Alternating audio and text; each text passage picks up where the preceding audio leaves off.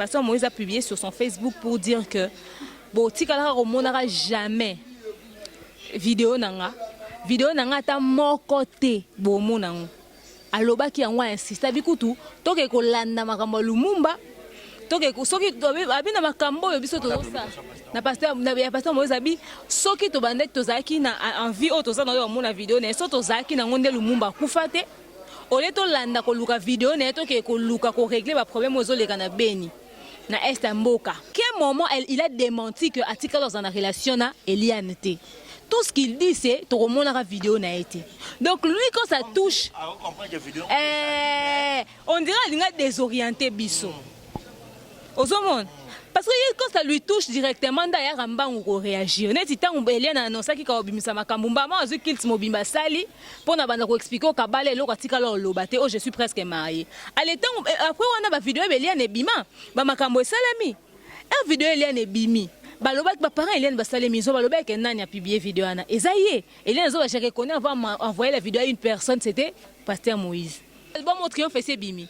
Il y a des gens qui étaient comme ça, ça qui ont kasoka le bipenda gege ou pas. Mais l'album déjà était quand même déjà banda parce que ils avaient un succès nan. Parce que Eliane Naza le kuta ko c'est le rabongo tikalo ça matin travailler pour na pasteur Moïse comme dans l'état ndeni. Pour dans l'état pour nous apporter mon tout plainte, faut y avoir preuve. Eliane n'a qu'à porter plainte sans preuve. Non, parce qu'il y a reconnaître que ça que l'autre déjà dans quatre textes il n'a démentir, il n'a pas démenti.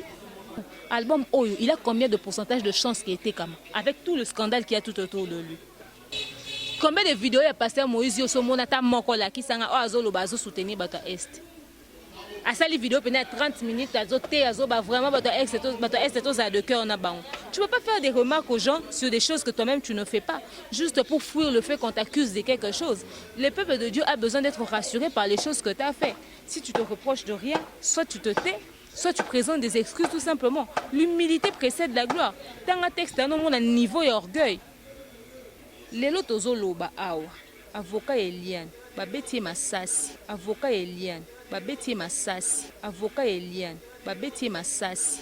Nu civil. Baebi seto bima libanda to sola ba komi libanda mata na moto to kende ya boy mata na moto to kende ya boy bato ba voisin ba bimi ba esa biso to de la biso to za bato pasteur Moïse to de la part pasteur Moïse. Le toyego prévenir au tika dossier au soko tika ngote to ko bomba yo ba bete lisasi na likolo.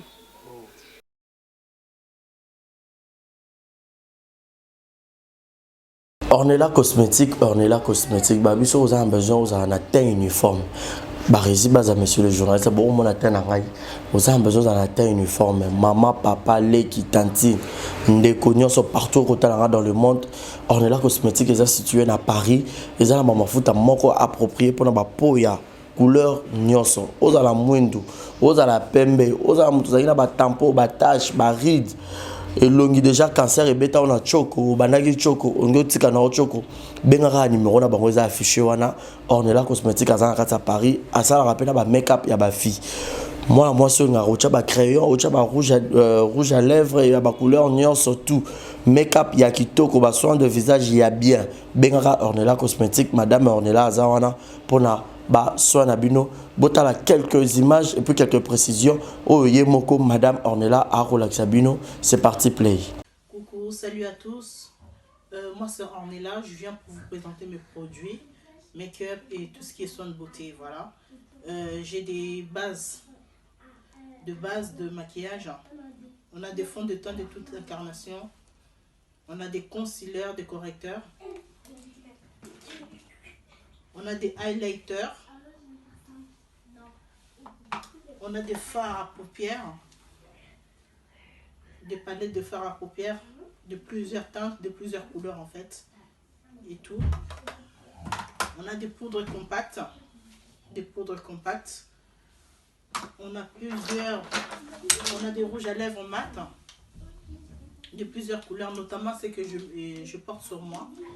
Vraiment des très bons rouges à lèvres, très chaudes, qui pigmentent bien, qui tiennent bien toute la journée. Voilà. On a des sprays de finition. On retrouve également des blenders.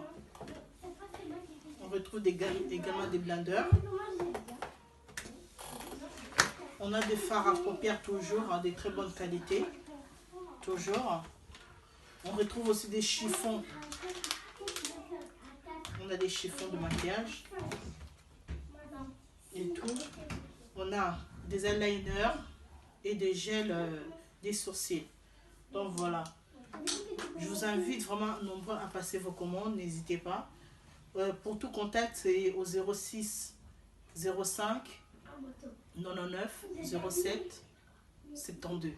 N'hésitez pas à passer vos commandes. N'hésitez pas à téléphoner pour avoir plus de précision. J'ai plusieurs produits et notamment là, je ne peux pas tout déballer parce qu'ils sont déjà dans les cartons et tout. Donc vraiment, je vous présente les nécessaires. Il y a des lingettes, des démaquillants. Il y a vraiment plusieurs produits que vous pouvez retrouver. N'hésitez pas à passer des commandes et n'hésitez pas à téléphoner pour plus de renseignements. Je vous remercie et à très bientôt. Bye.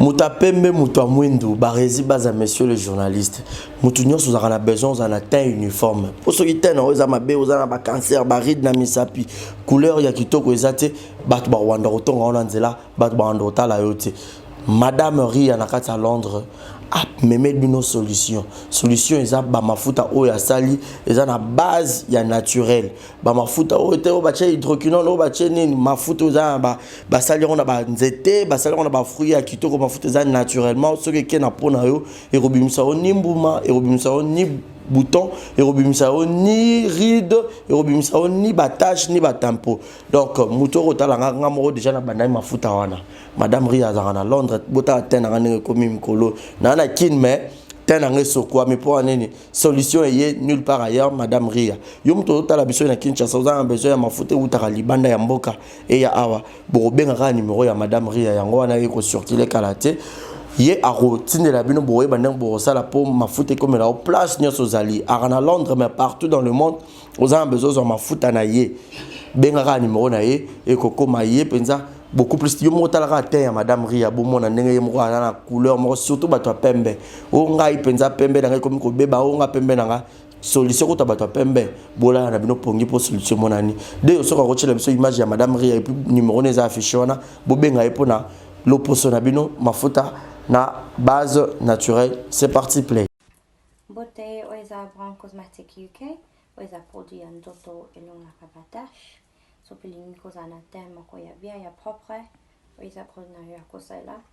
Oyo eza pour la maboko pour la batache, ya makolope, ba genou et ba coude. Oisa oil et kendaka na produit en toto. Donc ce que vous intéressé, au continue de ce message na WhatsApp. Exemple TV Kitoko, rien à dire. Et abonnez-vous massivement sur Exemple TV. Batou Bolinga Nada, encore comme il y a 100 périques, il faut vous s'abonner. Vous s'abonner à Exemple TV. C'est Exemple TV. Vous s'abonner à la chaîne YouTube. Exemple TV Kitoko, rien à dire. Yaya, un exemple à suivre, cette fois-ci Exemple TV. Si on voit exemplaire en autres, non, il y a s'abonner. Exemple télévision, c'est vraiment un exemple à suivre. Il n'y a pas de polémique, il n'y a pas de conneries, il n'y a pas de... C'est vraiment... Il y a dans la lignée, il y a dans la nzela.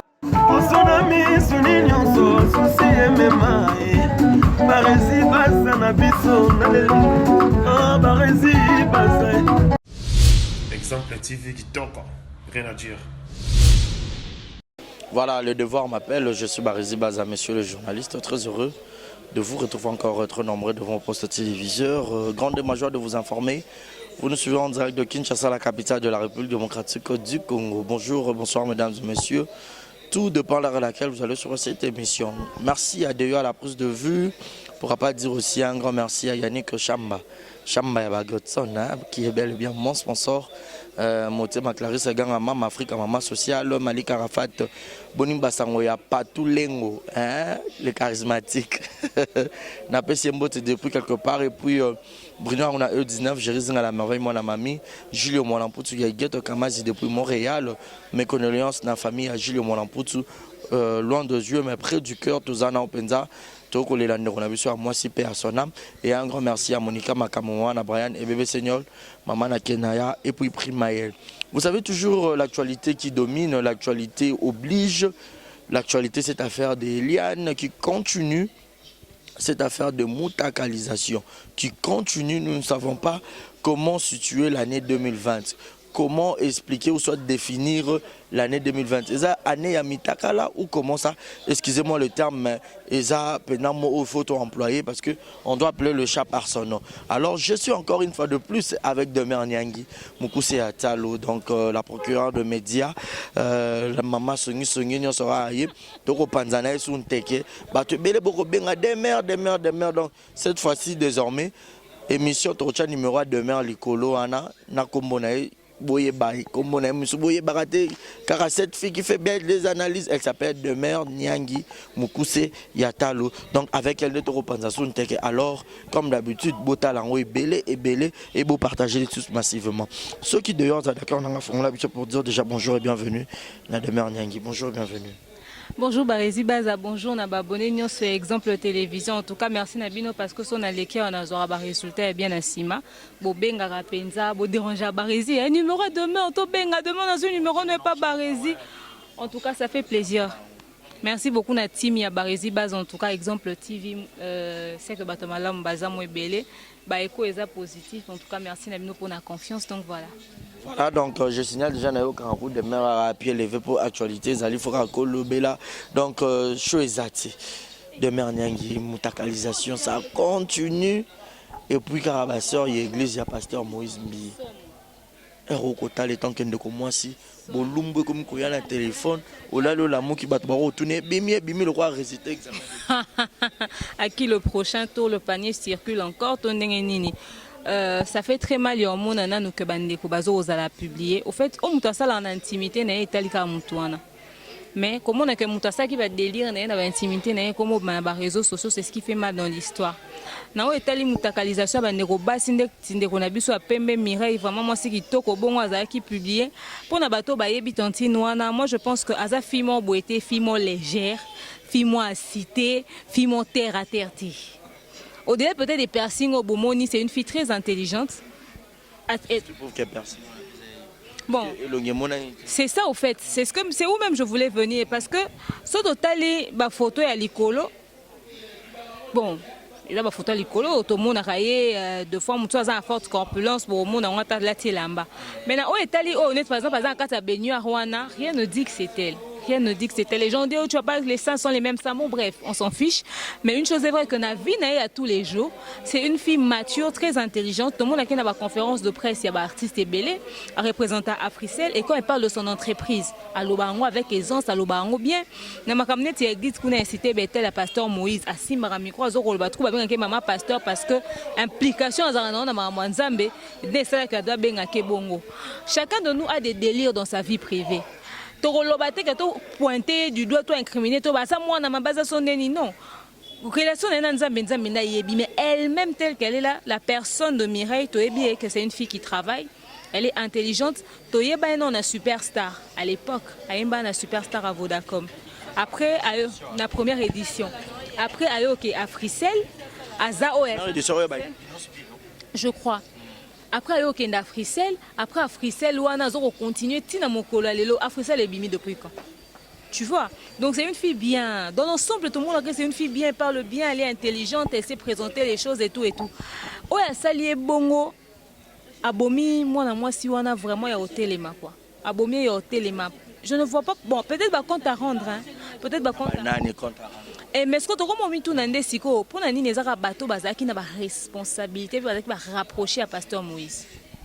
Pourquoi ils ont la bango? Parce que Pasteur Moïse, en fait, juste avant la vidéo, il y a Mireille, la veille. Pasteur Moïse a publié sur son Facebook pour dire que bon, si on n'aura jamais vidéo nanga ta mon côté bon mon aloba qui en insiste abikutu toke ko landa makambo Lumumba. Toke soki abi na makambo yo biso toza na pasteur Moïse abi soki to bandek tozaki na envie o toza na yo mona vidéo na so tozaki na ngonde Lumumba kufate ole to landa ko luka vidéo na toke ko luka ko régler ba problème ozo leka na Beni na Est Mboka doit tozolanda te meto ke koluka vidéo ne yonga pe na mitune pasteur Moïse. Est-ce que ça c'est une façon de demander pardon au peuple de Dieu pour dire que voilà na mose na nzambe naza cité na scandale à makasi boy. Moi je pense que discours à ça qui na ba réseaux sociaux au lieu ezala discours ya kopesa biso cours ya histoire ya mambo Lumumba soki to saki soni Lumumba alingaza na bon moye mo asala na eloko te to mambo Lumumba ngoyaki etant ngoti na so pona mambo est atikala ke tourner clip na est te. Est ezo exister. À ça la tanzembu monte par le bas je suis de cœur avec votre est du pays mais on ça triomphe. À ça li non concert le bas bon concert non ça là eza pour na votre est du pays ne ba souffrir à salité. Donc je le vois mal placé pour ça sur la leçon de morale concernant mambo le kana est abanda aux l'exemplaire na likambwana. Ozomona.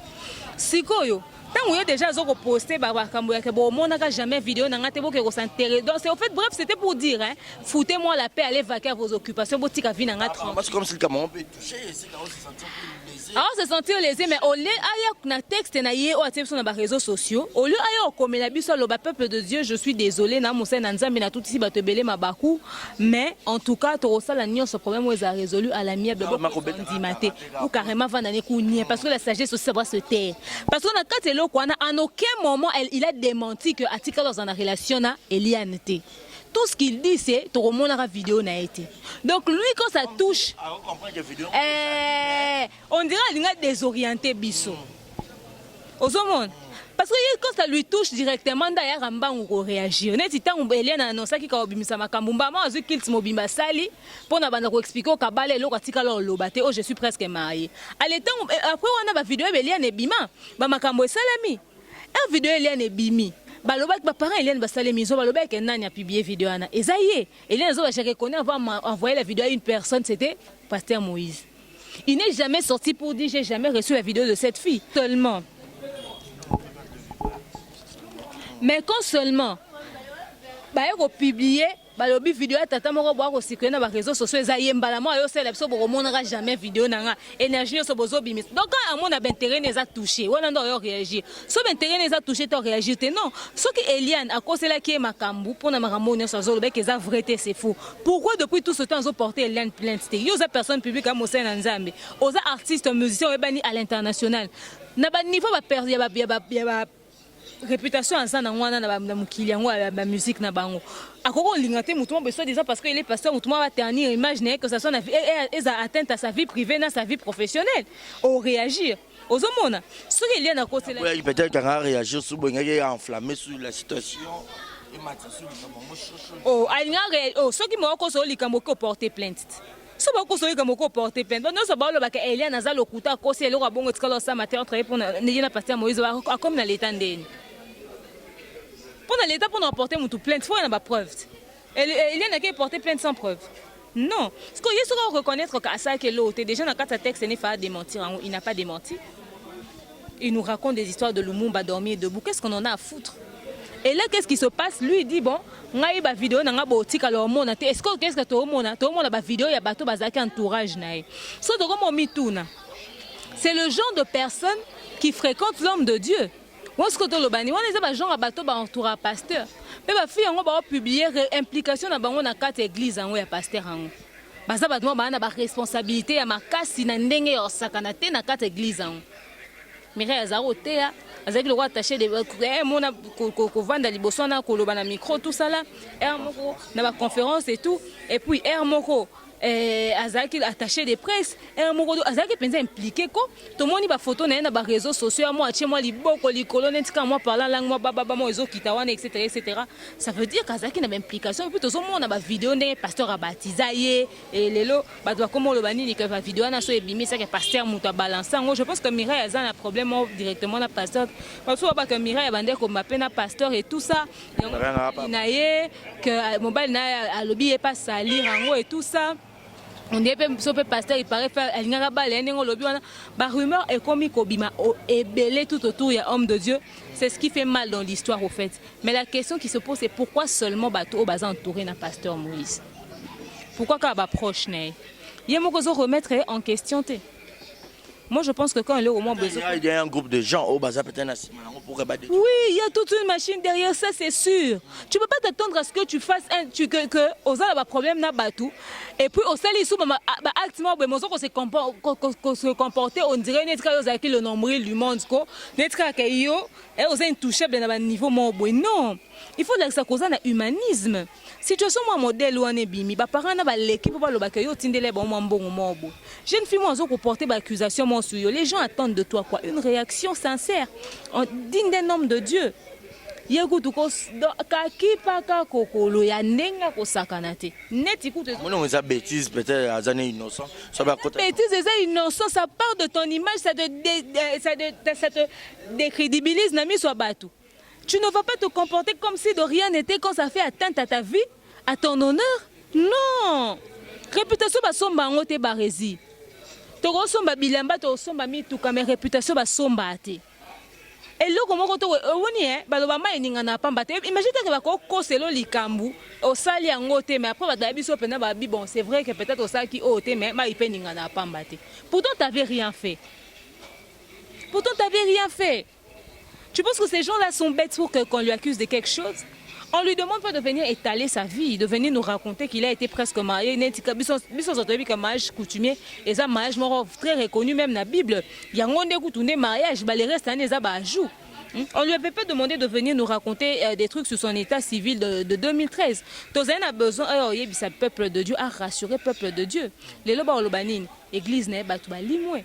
Il n'y a pratiquement pas de gens. Batouba kimi o kima, voix ces autres circuler dans les réseaux sociaux. Ni tozo yo kate. Pour stopper ces rumeurs. Au moins internet on est aux abos, sangom sous ce bimariro, keko bomo. Et puis de ronamimba doit jeter lâcherai pas.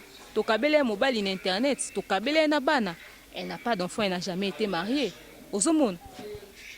Mais avant que bimisasko ba version ana.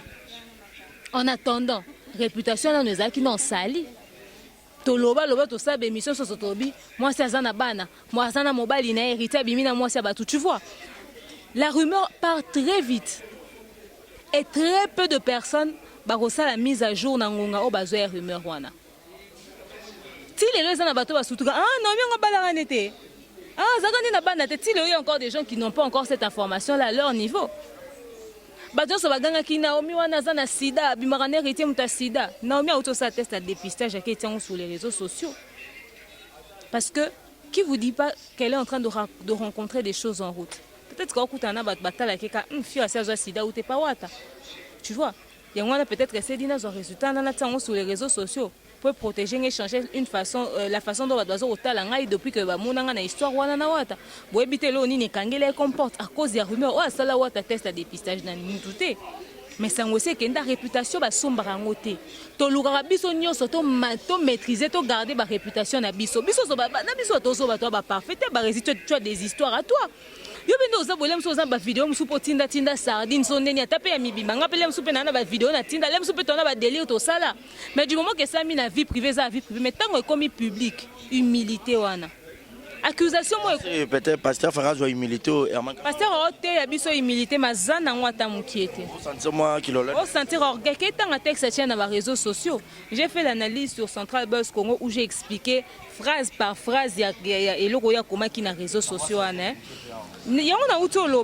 J'ai dit il peut pas nous ramener dans l'histoire ya Lumumba pour nous dire que oh Lumumba soki to réagit ça qui bongo na énergie to za na yo luka vidéo nende Lumumba kufate na mama Lumumba ya saleni. Au lieu de se concentrer dans la vidéo, on est à Maramozo, les Ghana Estamboka, il y a un membre Estamboka Salinini. À cette salle de clip na Estango, à Yemba, côté à studio, album Triomphe, na Triomphe, à Yembeli Est. C'est pour moi, Yembeli. À Yembeli. Sur à Yemba, quand on a tient une annonce, à Linga Lobelango, et là, on est concerné Mboka Baloba Kaka. À ça, ça culte mobile, l'église, na salle collecte des fonds, na clip, na partie dans Estamboka. Combien de vidéos a passé Moïse Yosomonata Mokola qui s'en a azolo bazo soutenir bato est.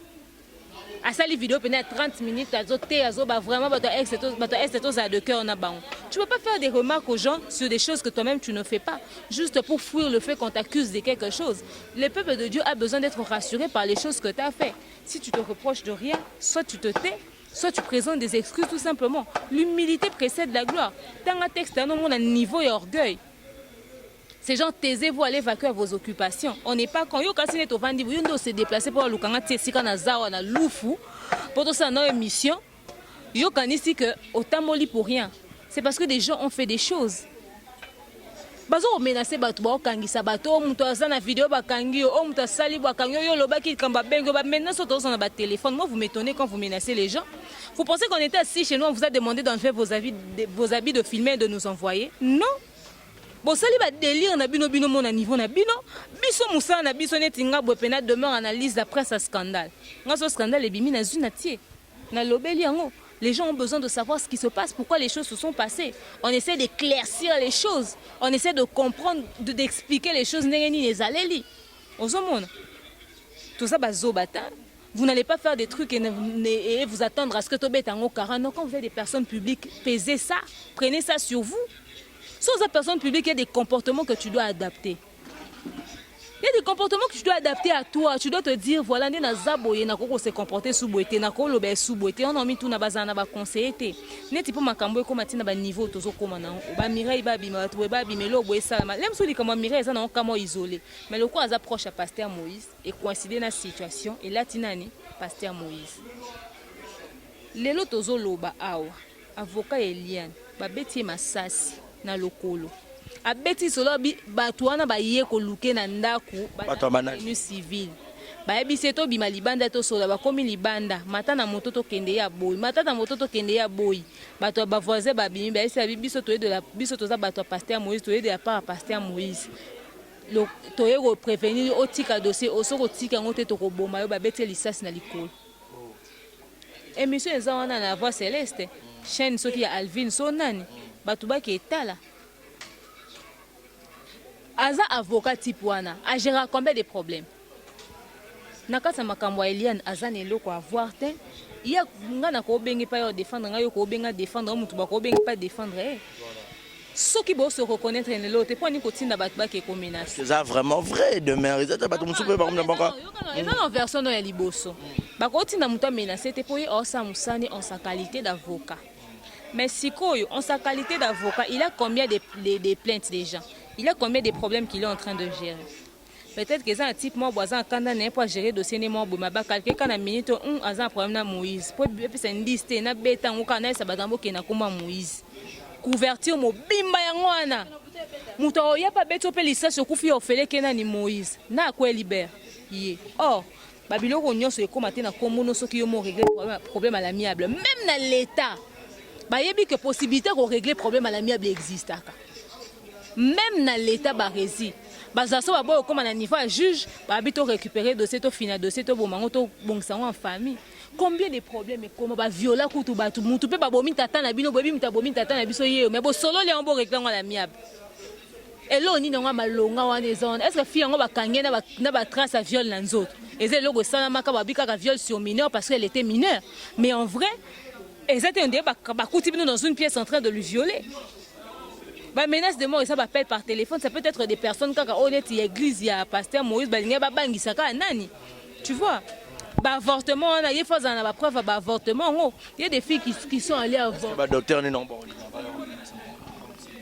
Ko za ba ko peut témoigner pour ça musana bango. Et ko ba ko qui peut témoigner tout qu'on peut ba ko. Avortement déontologie il y a médecine déjà pexer. Ça dépend, il y a des, en fait, bon, il y a des grossesses au balongola, grossesse non désirée par exemple, tout net moi dans une malformation au corps pour na rolongola, tout exact consentement na yo mo ko bité na besoin de garder moi na tête. Quand on est il y a bon hôtel de mer. Siko ya kawana. Wana est-ce que ya ka siko ya ke ba lingi ba kende ko longola nde penza zemi. Siko ba métier on a leur qualité de makamama ikalambai. Ba bibi c'est qui comme on est nan. Garçon, il y a la voix du peuple. Comment ça est? Vincent Chiluis, Vincent Chiluis, qui a comploté pour Mike Kalambai. Il pouvait pas aussi nier, non? Mais il est venu, il a dit oui, Mike m'avait appelé, il m'a dit tout ça. Tu vois? Mais tu sais, je suis venu, je peut-être. Je suis venu, se salir les mains. Mais l'accusation n'a pas sali. Moi, c'est un temps balongola mais après, elle n'est pas morte, elle est en vie. Il y a possibilité de récupérer la situation en vente au sol, pour régler ma camoine à l'amiable en famille. Et le réseau, il n'y a pas Moïse et pas battu, ça attitude naïe face à ce problème. Toi, un serviteur de Dieu, on t'accuse de toutes ces choses, tu te comportes comme si de rien n'était.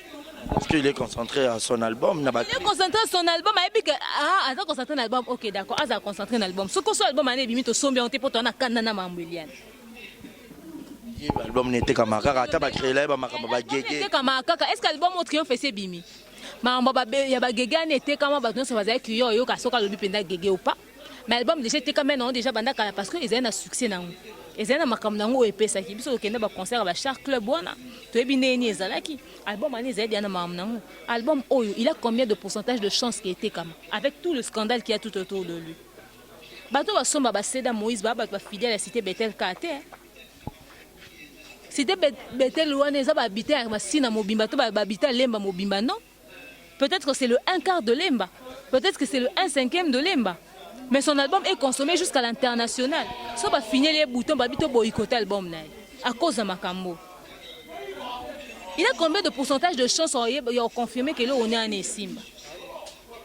L'humilité, ça ne lui coûte rien. Biso toko ko apprendre pasteur Marambo Salata. Il y a Bible Makasi.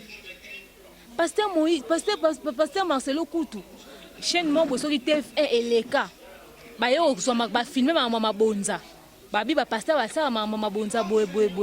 Na humilité nyon soit les cas pour ko expliquer ko éclaircir situation on allait mso batwana ba comprendre te bika batwana ba nga ko interpréter mamde ba interpréter. Et bon yo mutu ba belelo na kata ba scandale modèle. Ko ça ko te abiso nini. Na habité bon azali libre ça wa lingi donc ba comprendre makambuya. Bolobi mam na ba signaler vidéo nao. Je te dis la vérité, on va signaler direct. Et moi, comment il y a des vidéos, on va publier le bas au signaler. Donc, comme on m'a menacé, on signalé à Massas. Les Tinga Bosso, Bobeta Massas, Bobo, les Lamoine. On les bocanisa, on bête à Massas, Bobana, nous corriger, non, Bakamnabino, corriger. On les voit Barresi, Bobanda menacé, Bobana, nous corriger Makambukuna, Bissika, Bozo Sali, la Makambouana.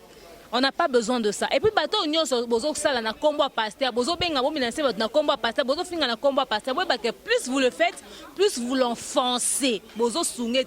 Alors, bimana makambote. Bino boli, peut-être sangana ba journaliste ba chaîne nion soto banda. Ba chaîne on se landa ma tozu Afrique Info. Tozu exemple TV. Tozu chaîne à Vincent. Tozu chaîne à Rapache. Tozu da 5 chaînes à YouTube. Tozu ba central. Tozu da 5 chaînes à YouTube. To sangani biso soto sa ba Thierry Mombaya nyoso. Ba film na film ba ken piana to sa analyse autour à Likambo. To banda to sa ko pétition to banda hotel melango. Mais to couler pastat. Or azam muto mboka na biso faut protéger. Elinga za ko fi mboka mususu a me ko toucher pas na ndenga bongo média to se lever. Mais ça Likambo communauté na biso la vie d'une jeune fille est mise en danger. Jusque là on n'est pas sûr de elle a vraiment vécu ça avec le pasteur Moïse ou pas. Mais réputation passe des obébas. Fiana, vidéo ce côté dans un site pornographique, jusqu'où le pasteur est prêt à aller pour que Makamboyo est si là. Qu'est-ce qu'il attend pour dire stop à ces choses? Le pasteur, Dieu lui a dit stop pour son mariage de 2013. Mais le pasteur, Dieu ne lui dit pas stop pour qu'à stopper pour Makamboyo. Il a imposé le silence, peut-être de comment il a imposé le silence. Il a imposé le silence, c'est cassé l'obat. Si on va imposer silence à l'oba, qui réagissent, si lui il ne va pas parler, il a des gens, les bouches autorisées du pasteur au Bakoko yo l'oba. Des affaires pareilles, c'est un rail. Mon appel de comment vidéo il n'est pas violent. Excusez, n'a préféré encore vidéo à Mike Alambayo. N'a préféré. N'a préféré ta vidéo à Namouki. N'a préféré. N'a préféré en Makasi. Attitude à pasteur Moïse. T'as comment réagir dans la clash. Oh, regardez bien la vidéo que je suis en train de tourner. Après, vous allez dire que vous avez vu ce qui n'est. Oh, papa, comment on l'a donné à rumeur à réseaux sociaux? Pasteur, il y a qui par Maramta, Beta, Maramunion, Sokara, qui par Kokolo. Mais il y a une personne qui m'a dit oh non, Pasteur, la Narapenza, parce que dans ce moment, Morabi, yo bien te lobby, c'est comme ça, yo rapena Maramon, comme la. Et comme la, qu'est-ce qu'on. Ah, mon pasteur, on a agir na chair, hein? On est humain. Être humain n'a rien à voir avec cette histoire, mon cher. Être humain n'a rien à voir avec cette histoire. Mais un serviteur de Dieu, de Merniangi, Aza humain. Comme un serviteur de Dieu, tout simplement. Jésus était humain. Jésus était humain, Mandima Bazoba Boakele Soyi. parce que ayebaki que na minute na comme na poso mais nde abokenga so inga pe na kozongisa le soyi babetaki mbata à gauche akokai po opesa à droite matali kaza nani ayaki po na mission nini ozomona non yo tengelanga combien de vidéos ya Patou Samuel oyo tala moi sina ko finga babylone so finga ki combien de vidéos Matou Samuel omona réaction Matou Samuel na sima makambo wana nyos oke Matou Samuel sa mo ba pic ba clash mani omona kango omona Joël Francis a vendu ça ba émission ba réplique ya makambo bazo loba sur à l'époque autant baloba ke sakana na ba fille na église na bona Philadelphie tango Mike Kalamba a eu premier problème na Peniel avant des silence à l'obel logo pour un émission sur toi accusa Peniel pour une émission sur toi criminel Peniel parce que silence à Mike pour na biso et le est belé tu vois à un moment donné kobeta marambozo les cas sur les réseaux kara et puis ça moi pour moi crédibilité moi Pasteur Moïse a perdre mon dimate ah c'est concentré dans l'album maintenant ça pour biso to somme alors ça on peut vendre dans côté ça on peut biso to somme bon somme pour vous appeler curieux pour la minute au cœur de l'actualité cause curieux pour na yeba na ba elo ni na lobby na kati album mango parce que ba fan et bon nga ensemble album mobimba on ensemble album mobile. Quand nous sommes curieux, nous serons curieux. Toi, tu connais pas le Congolais. Quand il veut, Matou Samuel a kenda wapi. Toi, maman, si ne bimaki, Matou Samuel a sala esuwa, abete esuwa wapi, aleka esuwa wapi, asala sunini. Tous les exemples à Batou Misusu ko. Tous les exemples à Batou Misusu. Congolais soit le bas boycotté yo ou boycotté yo. C'est à lui de voir après, c'est sa vie, hein, il est responsable de sa vie quoi. Donc voilà. Voilà, donc comprenez comme ça, demain Nyangi Moukoussi à Talo, c'est avec elle pour analyser, pour mettre le point sur les i.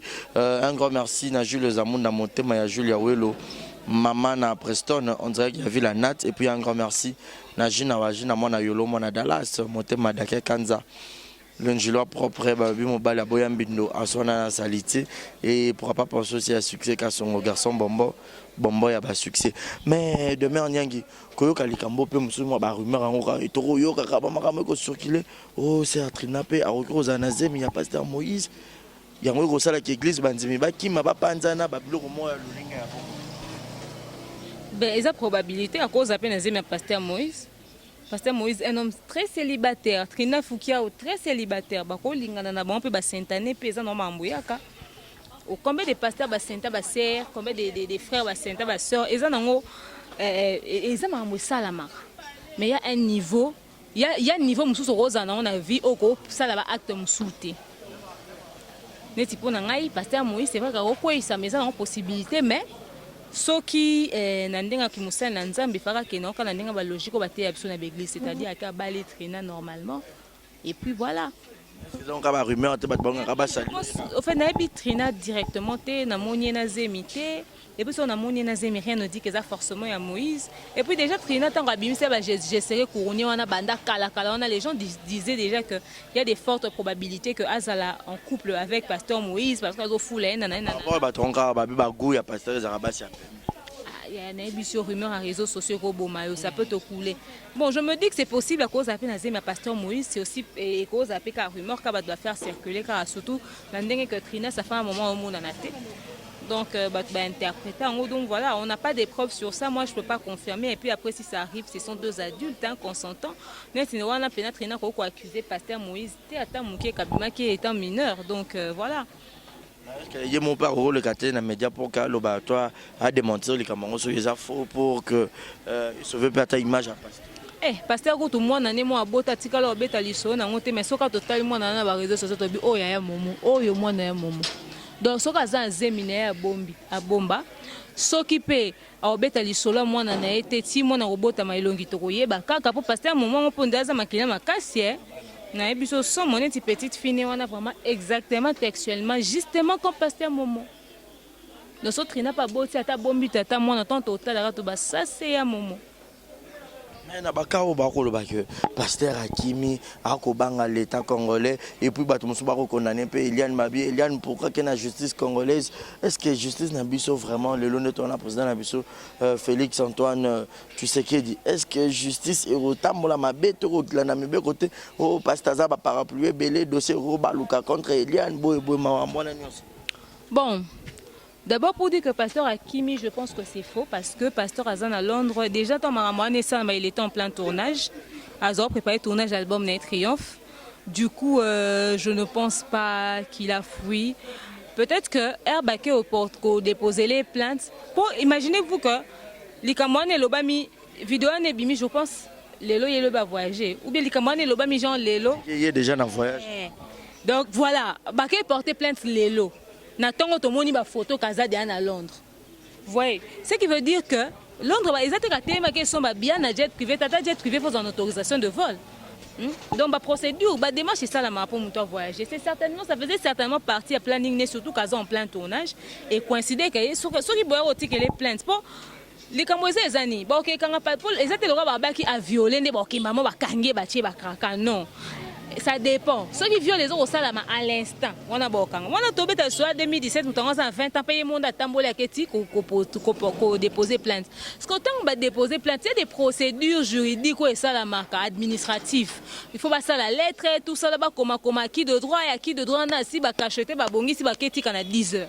Donc ba okoti quand on a 10 heures du matin, so ya voyager na 6 heures, bo ba ki mindeni. Puis comme il est qui na maboko, c'est pas parce que mon est na média qui va porter plainte non, vendre ba otiki là ngo. Non. Si on a cité l'église, une adresse alimentée avant dans ma tête. L'été comme il a raillé, c'est pas parce que comme une église que hier forcément au courant. Peut-être que là comme sur place et que peut-être hier c'est voyageur qui n'est. Donc peut-être ici Kaza qui saisit qui informé comme Azan a ba avocat au bazolande la bazu en route. Ba Hollande la ba bindeni ba se contactaka et ce qui date ya procès to date il faut ba kutana na tribunal en so pena ba kondiango na ne ko quitter Azan a liberté au sala ali parce que ba déposer qui juste plainte ba lobité aux en état d'arrestation. Ils a plainte pour qu'il ko entendre yi. Donc à koko tambola na ya salu aligné mais na date ba bengeli il faut se présenter. Ce qu'on se présente, na minute là peut-être qu'il faut un avocat, na bateau va représenter, mais jour à procès faut y mon le concerné qui soit là. Oui, c'est peut-être Farafara et mon Eliane, voyez. Donc moi je ne pense pas que Hakimaki, il est dans ces trucs et tout et tout. Eliane pourquoi elle accueille la justice? Ben écoutez, bon moi déjà, en fait cette famille là aussi. Moi, des fois, vous faites des choses en désordre et moi, ça dépasse mon entendement, en fait. Comment expliquez-vous que votre fille dépose plainte et en fait votre fille commence d'abord par poster quand on dénonce papa mon boy. Azuba menace beaucoup de déposer plainte. Ba publier vidéo Eliane Bakendo a déposé plainte. Tango ba yo avocat yo le gars tika ba $10,000 de baké déposer plainte. Pour réaliser que le dossier à moi en abus a valeur à $10,000 t'es on vous décider pour porter plainte. Parce qui a affecté la nudité à moi là bon. À l'instant où l'enfant postait des choses et qu'il y avait déjà des menaces, il fallait déposer plainte. Le jour où moi dans la vidéo ne circulait, c'était un jour ouvrable. Pourquoi Bakenego déposer plainte? Il a fallu que l'avocat se déplace en même $10,000 pour qu'il réalise qu'il devait déposer plainte. Peut-être qu'ils se sont dit que quand moi on a pasteur qui grave et on a aussi $10,000. Qui vous dit que vous allez gagner le procès? En fait, moi je me dis, dans tout ça il y a la vie d'une jeune fille en danger. C'est-à-dire, fille Wana Azad déjà publié dans les réseaux sociaux, vidéo ne continue dans le site XOR. Donc c'est toute une vie qui est détruite. Il faut bon. Et avec une Eliane qui s'est dit, je suis là pour défendre la femme. Toi, t'es qui pour défendre les droits? Sauver les âmes. Pour sauver les âmes. Quel homme va faire l'évangélisation en route? Toi, ta vie est en train d'être salie, ta réputation est salie. Les nudités sur les réseaux sociaux. Ma fille, elle a dit, qui a comme le tribunal au témoigner, au total. Pour nani bazela qui yo ba dénoncer so ba monnaie qui va saler ba mabe. Ba mi lo ba ki c'est pas grave. On passe à autre chose, je continue ma vie lobi na on appelé au bala na préféré qu'on a mentionné sous mauvaise expérience on a vie na ngate. Ibe yo ndimi charge wana. la procédure d'Eliane était mauvaise. Kolobaka justice en mboka na biso, pasteur azan ba relation makasi, ba koko luka ndango et tout ça dossier ko baluka bon. Eza pe probabilité. Eko sala mesala manango. Eza pe ka pa biso te. Ata ba mboka libande eza ka po na bonde to yeba te. So za ba relation na batu ba ko sala peut-être que ba annuler likamuno mais ba atténuer. De et ba accusation ezala aggraver par rapport à likambo sali mais ba luki ba diminuer ngo pour ba sauver et ça la manango. Mais na o etali Eliane soki ba osala bongo conscience na ba nzambe parce que tu condamné pe kale ki na biso za faute na pa kangane munoko. Mais je pense que je fais confiance dans la justice en mboka na biso parce qu'il s'agit d'une jeune femme soki ba régler ngo bien et que ba preuve o Eliane azana ngo za vrai za solide ba témoin pe ba témoigner c'est bon. Bafutisa mutu o asali likambo wana en fonction ya likambo bafundeli et permettre batata misusu na bapasteur misusu na bandeko misusu o baza na kati ya style de vie wana pasteur asa prison. Oh soki asali likambo sa prison te ye nani Joseph Kutu azalaka emprisonné même si c'était injustement bakangaka ye yaza nani baka Comme ministère. comme ministère et puis déjà à l'instant où il s'est livré dans de telles pratiques déjà bomé de ministère na. Ça n'a rien à voir. Ça n'a rien à voir. Ba Nelson Mandela ko ba bunde ba mboka ba kanga bona prison. Yeza nani bakanga kete. So makambo ba lo bana sali ngo ba okanga e. Afuta pone loko asali. Et au serveur ba tout de leçon. Ozala loko exemple moko boye biso so to bando zo exemple suye. Ah, yo pasteur o sa boye biso ya pasteur Momo. Dans le couteau, surtout ma viol, bah c'est la paix, bah artiste belé, bah ça, bah. Bah conseiller, le quoi, bah comme il n'est pas si bien na tribunal ango. Est-ce que bah que vous ça mané ango na so bah conseiller pasteur Momo niveau to ko belé les liens ango. So conseiller niveau sambo ya internet on dé balukela ba tout to lobela peñe to peñe la fongo munoko lobi. Tande to balukela ya Mike. Biso nyonso to komi je suis peñe. Biso to zaba biso ba mbria biso ten. To sambria biso moko so to bi yo lelo lelo kande to telemela ya momo parce que to mona pena ye pe na attitude na pezo ko aider été excusez mais lo biso to mon que Eliane avait tort et to défendre ya momo makasi na ndenga osakana te to samara to sali ya Mike ozomona donc j'espère seulement pour les deux parties que moi on a raison soit à tort si tous les deux sont responsables de cette histoire de toute façon on va les ramasser mais ça sera terrible quoi. Maintenant, Eliane est comme sur Instagram, à un moment donné, déjà le dossier est en la justice. Mais au moment où on poste, 22h, je vais jeter. Si ça va gêner, pour nous tirer attention, pour nous ninguer sur Internet. Biso mikolo boye, to vandi to bandozela ko sala ba bilo noana. Après je me dis aussi que ça va faux compte. Ba faux compte besoin ngaka ba ambiance réseaux sociaux yo ebi que ceux qui osa na au cœur actualité. Et ebele se permettra ba luxe wana ata penyel ba sala peut-être Facebook na identifiant na ye Instagram du coup c'était difficile ba keza yete et tant pour na bango te ba te belé comme la bango donc c'était à elle d'être prudente. Elle s'est livrée dans un truc qui aujourd'hui je suis sûre que si kavandi so katali avocat na o ba beti ça sina lokolo pour na makambu na e cause peut-être mutuma bonda diembe na situation ana.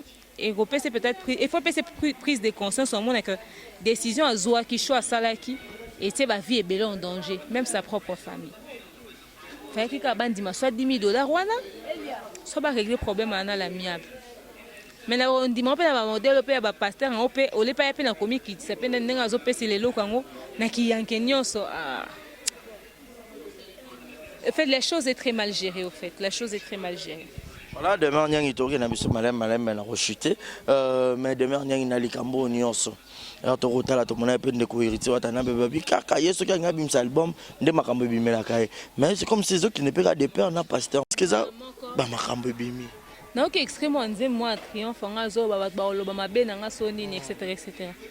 Bon, et cause en on peut qu'à coïncidence, hein. Et cause à coïncidence. Vous avez un paquet pété l'église au balongwa, au batika pe babi bon d'accord pour babi ba nyonga et belé et soit bango.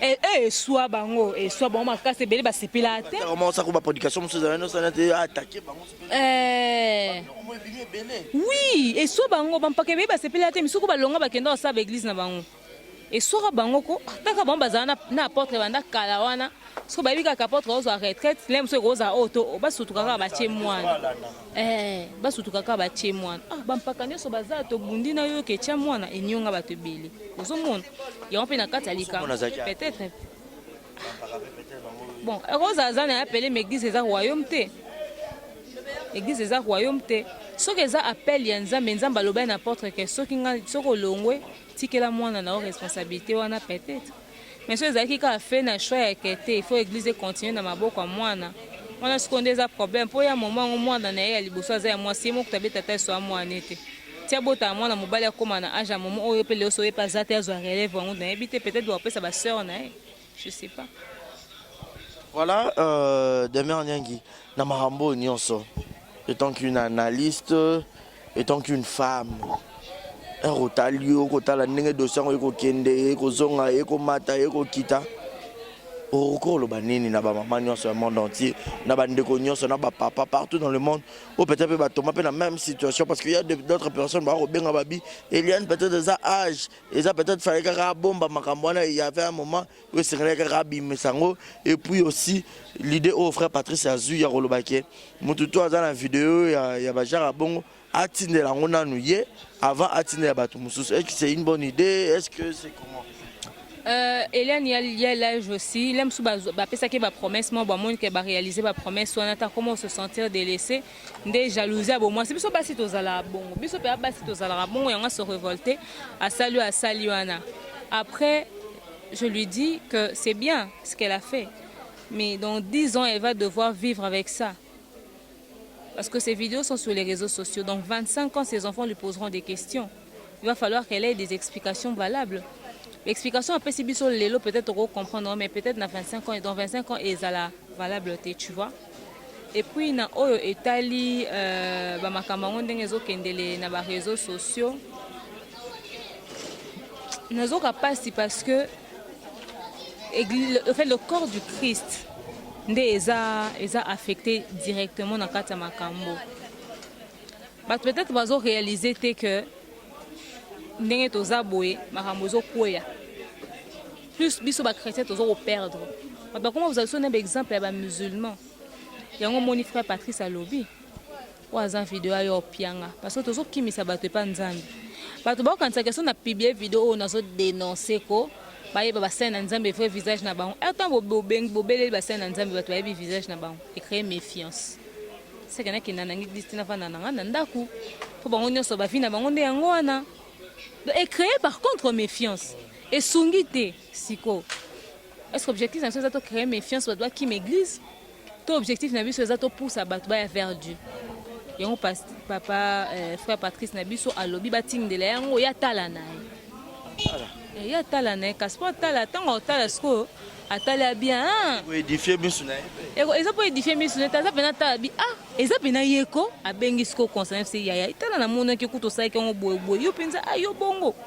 ozomona taba doka ba frère Patrice wera na combien de danseuses batika nzoto libanda to yoka ta frère Patrice na rimer te ka viangula danseuse mo awera mais bino batu bozata ntuka ba mise mukilité tala nde bozaka ba bien moment de frère Patrice a une opportunité au Kenya orchestre les qui n'a talika danseuse ba quiz de poulet ba leka kuna ça y est ba BBC ba leka kuna ça y est ba aye ba bomba ba na ba sala pa frère na ye a confiance la tête des trois to yoka te il y a Eliane et Kundi na papa Momo et Kundi même liwa ya maman que son âme repose en paix parce qu'il y a d'autres musiciens chrétiens depuis Toyoka ina ninge pe batika mokilango net pena matama na moi c'est moi papa ale moloto pe ba rumeur pe bima sur yet mais ba rumeur ngo ya elolengeni moi ka nungu ebimaka comme mutu nyonso mais on a que akufi moi ce n'est pas que un couple comme ça qui n'a pas fait de scandale ba pasteur Verno ba kufati toyoka nini ya bango ba église ba d'abord ne yango ezo continuer ko fonctionner nini o ba église de réveil ngete ya biso cher ceux qui n'ont silité ezaka moi pas si faut mutata mwana obanga nzambe mutu amutaza en faiblesse na ye mais belé ba faiblesse ngo za basi misusu eza masanga misusu eza boy nzamba son église to comprendre attendre la fin so moi maman boisa peut être comprendre attendre la fin banzi faut tobanga nzambe po moi to la muki fin du monde mais nzambe ezela nanu tolia na mbongo ya YouTube en actualité ezebeli tokomuki kosi la beauté ya bato mosusu na tomoni te nzambe yo bongo na biso. Prochain tour. Voilà, merci beaucoup de Nyang, nous sommes arrivés à la fin. Mais vite fait, tout le monde est de Ronabiso et Yaman Kasongo. Moi je comprends pas. Bah fiango ya lolenga nengeni likamongo déjà bobimisa ba vidéo en fait ya bobimisa on nyonso malamoko. Oza ko lukasu ko alimenter lisusu dossier te to fian natala ke nga ba publier nga pe na publier muninga po likamongo ba beza ki le roi ya partout. Et rotali vidéo sur ce bimi et zong se likamongo en actualité. Tout là tout la mkabe banzombo e ko mona na e ko bima to ko yeba. Mona nzombo mama mulopo. Eza likambo nzombo. Man. Wasomwa loko somta kolembo lozanya biva. Olia beta niveau ya propriétaire fille en côté. Donc dans la même journée tu as léché ici, tu as léché là-bas, tu as léché ici, tu as léché là-bas. On se protéger à tate.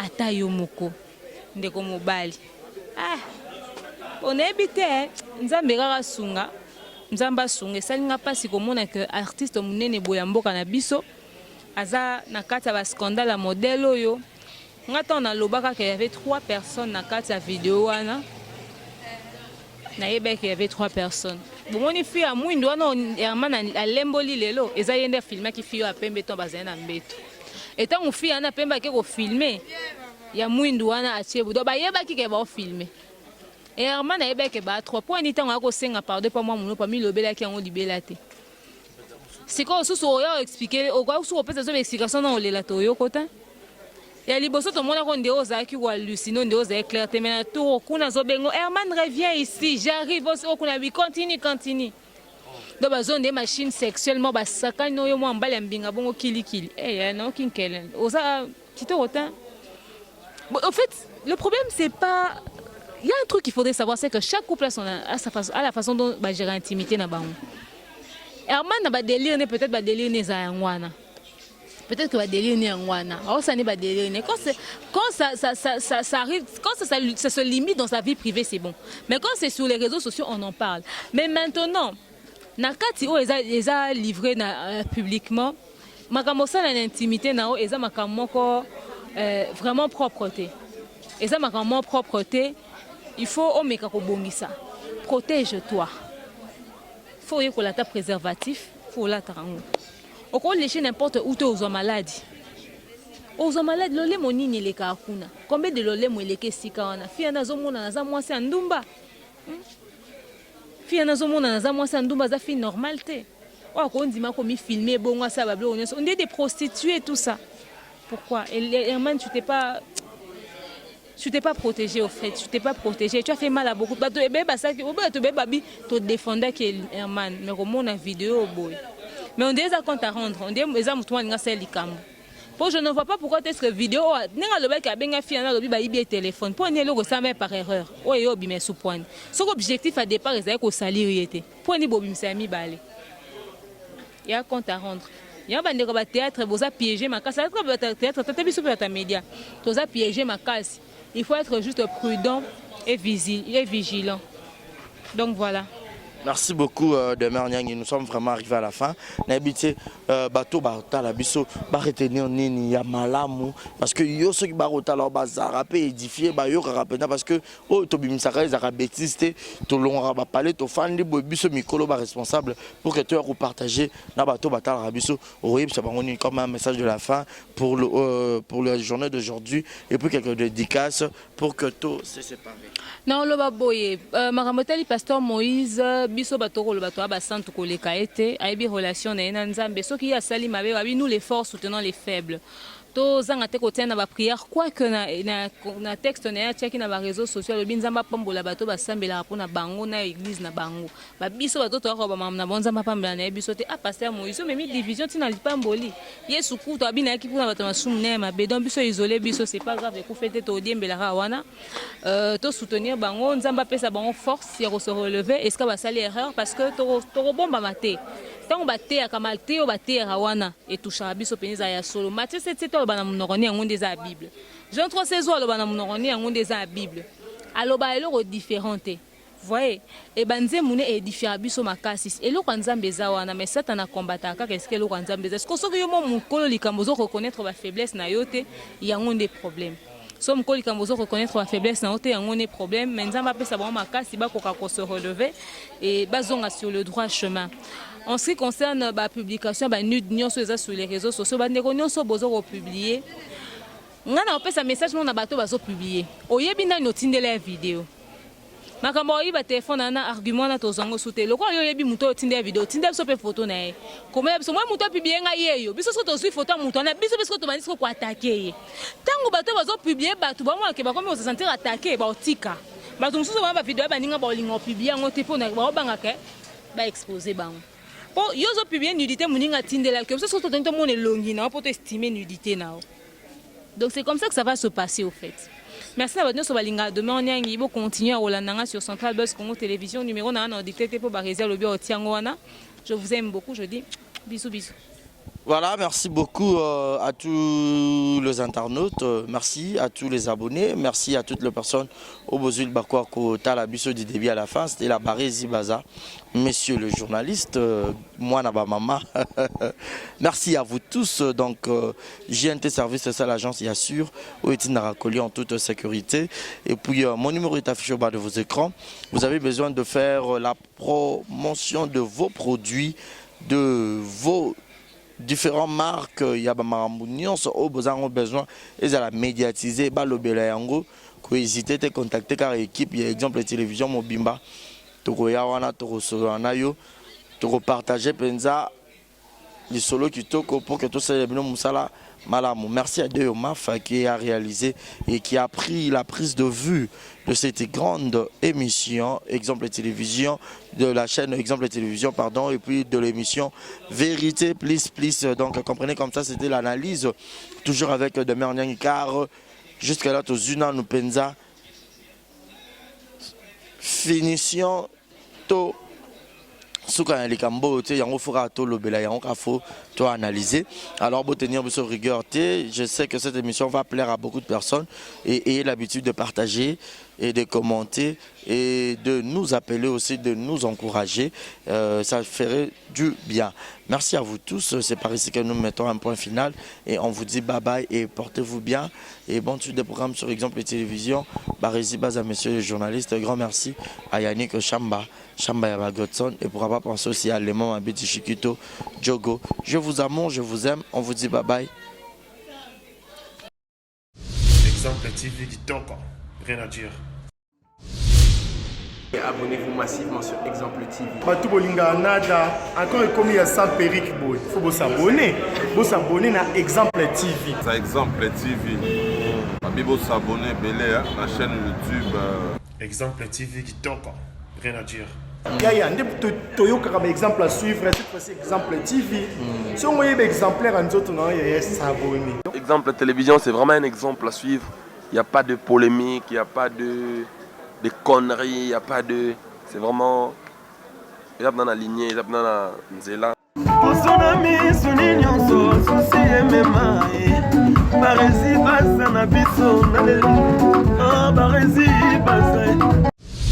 Exemple TV qui encore, rien à dire.